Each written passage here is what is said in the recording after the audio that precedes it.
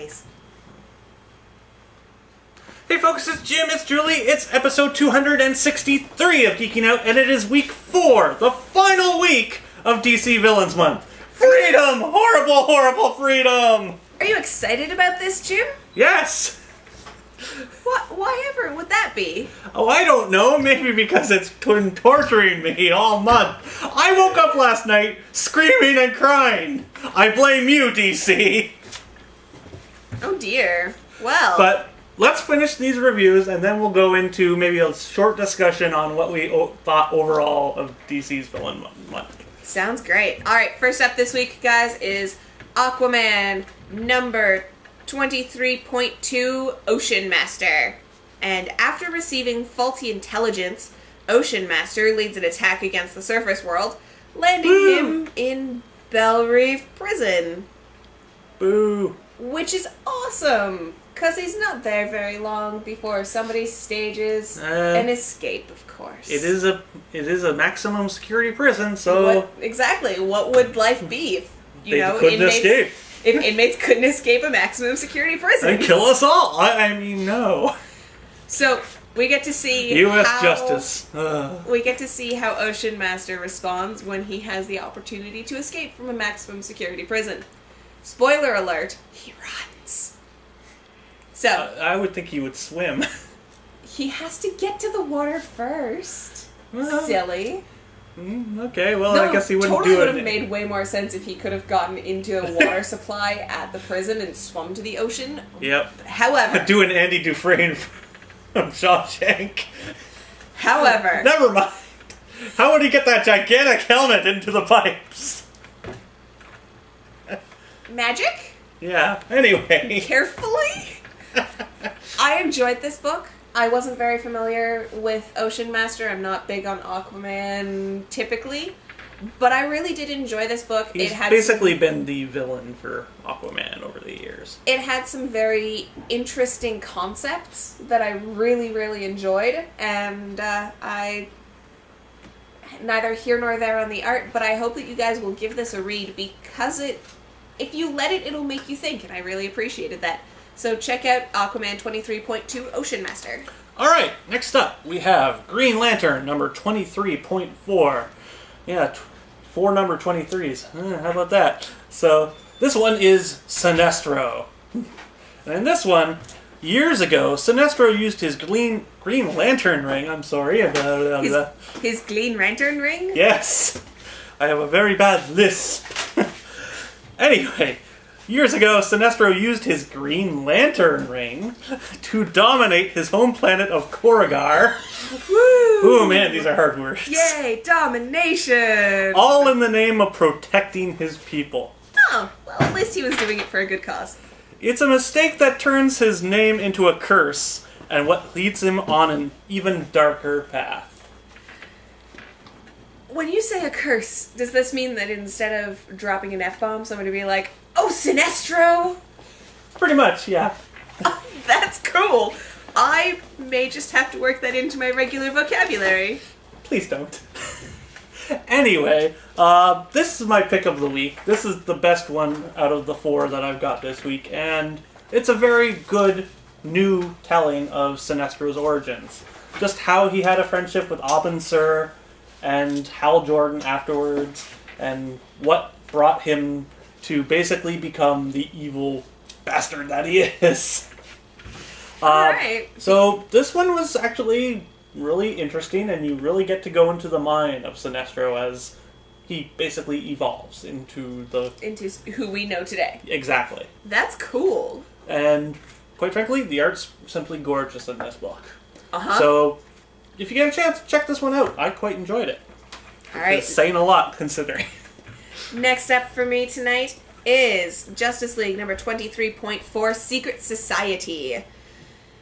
He served Owlman completely and would happily have died for him. Unfortunately, when that opportunity, I guess, arose, somebody else filled the slot. Batman? No. Somebody else. I am trying so hard not to spoil anything in this book. But he shares a very, very deep, dark secret that has never been spoken of since it occurred with Owlman. And as such, Owlman has earned his complete and utter total loyalty for the rest of his life. So, when Alfred is given the opportunity to come to Earth, our Earth before Owlman, he has to set the stage. I am leaving it vague. I'm hoping, if one or two of you make a few connections, that's awesome. Yeah, if we don't leave it vague, we're going to ruin a lot of stuff that's very important in the overall reaching the only thing that is, as it were.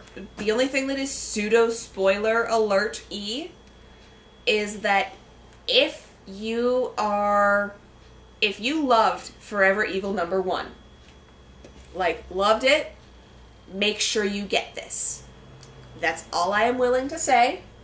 Just make sure you get it, because it will leave you very excited for Wednesday's Forever Evil #2. I liked this book. I liked that it was entirely narrated by Alfred. I loved the look at who Owlman is and how they're so similar even though it's so different. And the art was neither here nor there. I have no complaints about it. I wouldn't say that it was great, but it wasn't bad. The story, however, the story is going to drag you in. Yes. Yeah. Yes. So, Forever Evil readers, or those of you who love Alfred, definitely want to go check this one out. Alright, next up we have Wonder Woman number 23.2, Firstborn. And in this one, the Firstborn, son of Zeus and Wonder Woman's oldest brother, Alright. has returned to claim the throne of Olympus, but first he must get it past Apollo. Uh-oh. His other brother. Well, when you figure that they're almost... Wonder Woman's got a very extended, weird, wacky family. Well... who all kind of want to kill it. That's to be expected. Pretty much, yeah. When you're talking with the gods, that's to be expected. Pretty much, yep. Alright, so... how do I explain this one? This one is all over the place. You do learn of the history of the Firstborn. Just how he became, who he is, etc., etc. Raised by a family of hyenas. Hyenas? Mm-hmm. Interesting. So I won't spoil any more than that. Yeah, now I'm intrigued. But he's a very, very dark character who pretty much just wants to destroy everyone and everything to reach his goal of sitting on the throne, being ruler. Because, that works so well for everybody else. Yeah, pretty much, yeah. But, alright, where this book really loses me, and Julie's still got a cold, so... sorry, guys. It's alright. But where this book really loses me is the writing. And as much as I am okay with this book, art-wise, the writing really gets me off on a very bad mood. Oh, that's because unfortunate. Because it's narrated as being told via Apollo's 3 seers. Okay. Who happen to be Valley Girls. So every sentence has "like" in it. Like, oh my god! Exactly! So it's basically, then he became an evil like no other, like... and every... Exactly! And it just... that really takes me out of the story. Because it's like, going through a sentence, and then you go... oh, is it like, and like, and like... and it's like, shut up! It's like trying to listen to a Valley Girl. It just terrible. makes you want to strangle someone. That's unfortunate. And it really takes me out of the story, and it really ruins the whole vibe, which should be much darker than this, not Valley Girl-esque. So I can't highly recommend it unless you're really wanting to know just who this character, the Firstborn, is. As long as you can get past "like" in every sentence. Just learn to skip the word, I guess. Alright. Next up for me today, folks, is Batman number 23.4, Bane. Bane broke the bat and still couldn't seem to keep Gotham City.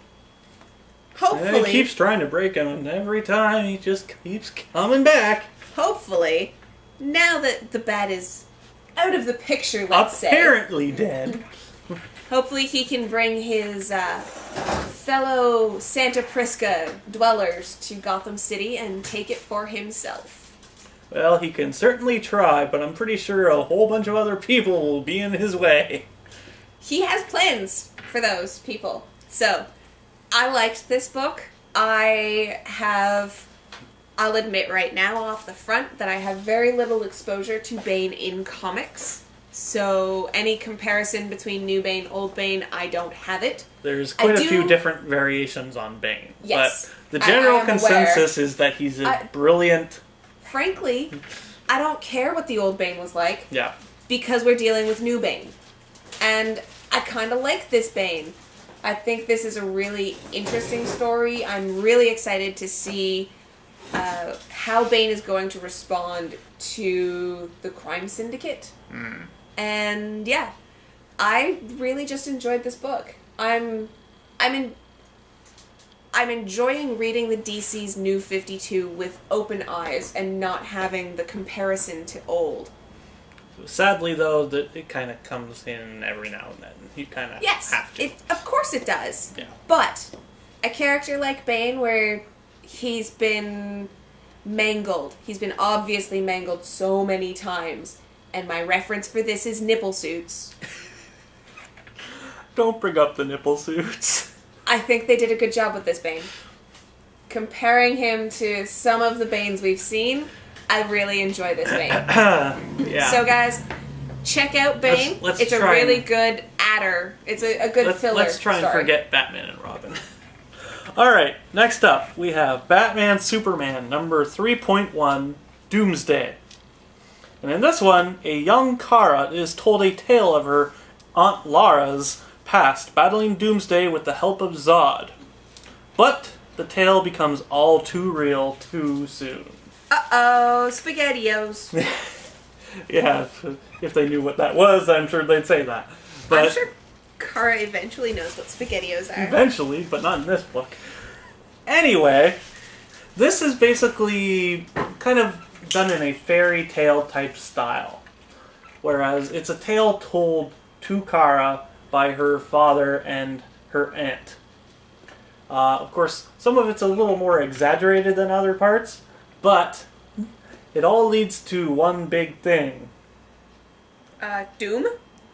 Doomsday. And Zod, who now controls Doomsday. Uh-oh. SpaghettiOs. We're gonna get a sponsorship from SpaghettiOs, I just know it. Anyway, this was pretty darn good, actually. It's suitably dark and suitably scary because, quite frankly, this Doomsday kills thousands of people within the first few seconds that he's on the planet. Oh dear. So it's basically up to Lara to get rid of him, but only Zod is able to. And now that Zod is in the same place that Doomsday is... This does not bode well for Earth. Not at all. Nope, and they're working on a way to get out of the Phantom Zone. Well, it's Zod. Yeah, and he will. Exactly. So... This does not bode well. You're warned now. Something's going to happen, and it's probably going to happen very soon. Alright, so this was a very good one. I didn't like it as much as Sinestro, but as a new retelling of Doomsday's origins and whatnot, I'm okay with it. I like the original version, but I'm okay with this one as well. It works because he's a monster. That's what he should be. Yes. And it works very well. So check this one out. I did enjoy it. Alright, folks, last up for me this week is Batman The Dark Knight, number 23.4, Joker's Daughter. And growing up, Dwella always believed that ugly is the new pretty. Now, living in the Nethers, an underground city beneath Gotham that they flooded to create a reservoir, my apologies, she feels it's time to, with the help of Joker's face... Is it a reserve reservoir? With the help of Joker's face, she thinks it's time to show people that her way is the best way. Yeah, that's just disturbing. Hey, Mom, look, I found a face! Well, Mom's not really there. Yeah. She's got Cat, though. She lives with Cat in the Nethers. Okay. That's the name of the cat? No, Cat. Okay. Yeah. Alright. Cat is a scraggly black cat with one colored eye, one miscolored eye, and a chunk missing out of his ear. Oh. Yeah, she loves Poor him to cat. pieces. Poor cat. To pieces.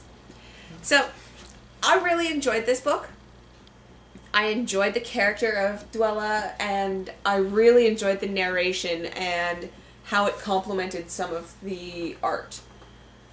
I really think, guys, that you should take a look at this one, because it was just a really interesting character study. If absolutely nothing else, it was a neat character to meet.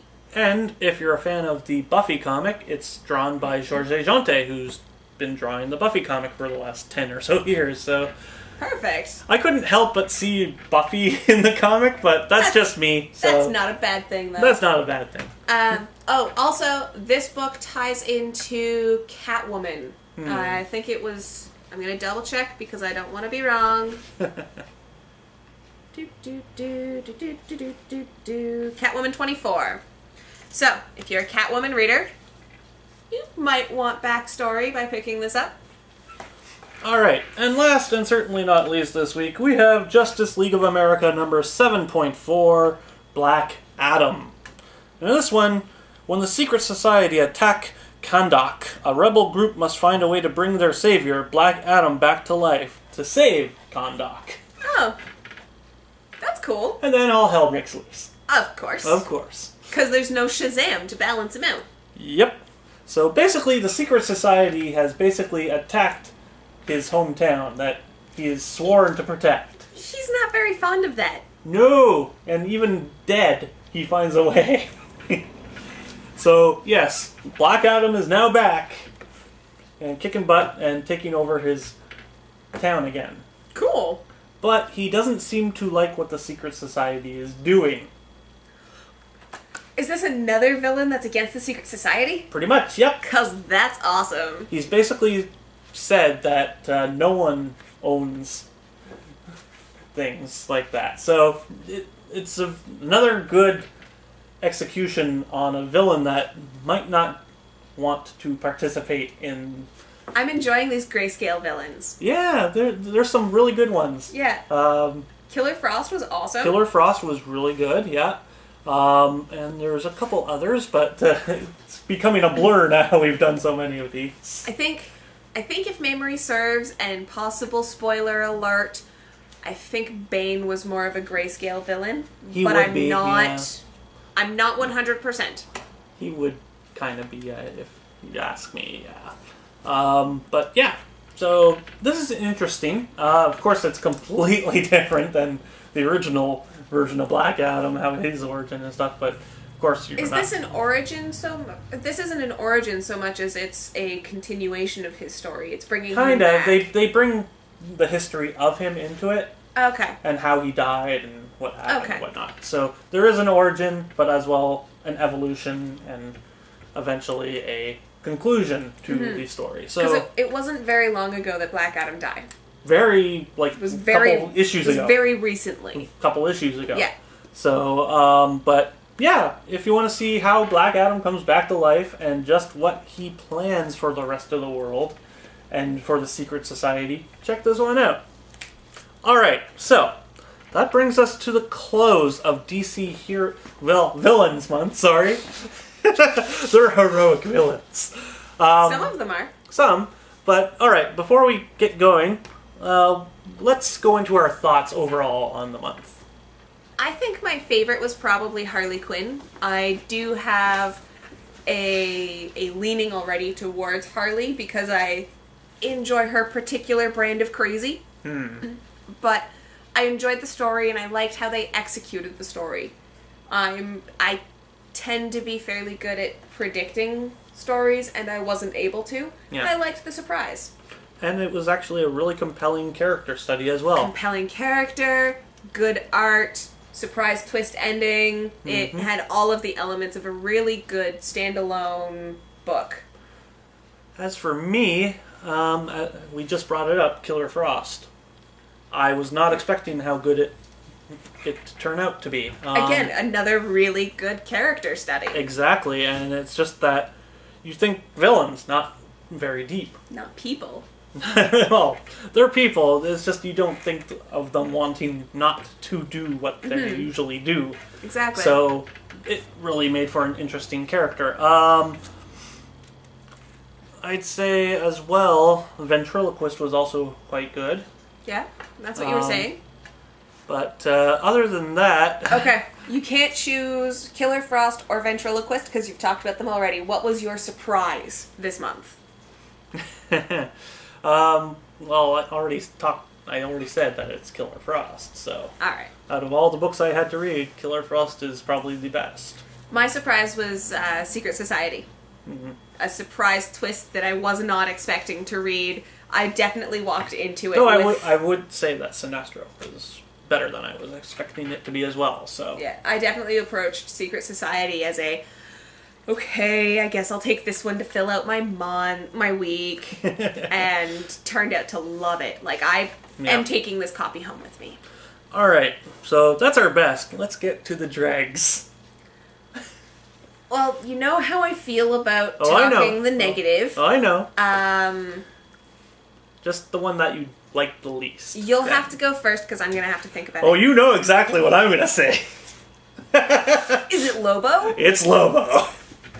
I'm not going to go into a rant again about that title. But all you have to do is watch 2 weeks back for that. But, yeah, I did not like Lobo at all. And it just really, really ticked me off. And then there was Bizarro, which also really got to me, considering they really ruined that character in my own mind. Fair enough. But I don't know that there was one that stood out for me as really disliking it.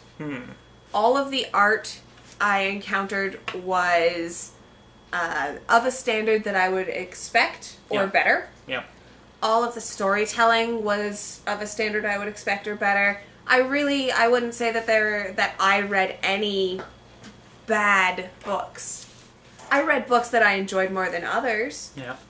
But nothing stands out for me as something where I said, oh, can I have this 20 minutes back? Well, I guess you got lucky. Yes. But anyway, so that brings us to the close of this episode and DC Villains Month. Yes. Next week, we begin Alternative October. So be with us then. We'll see you then. Later.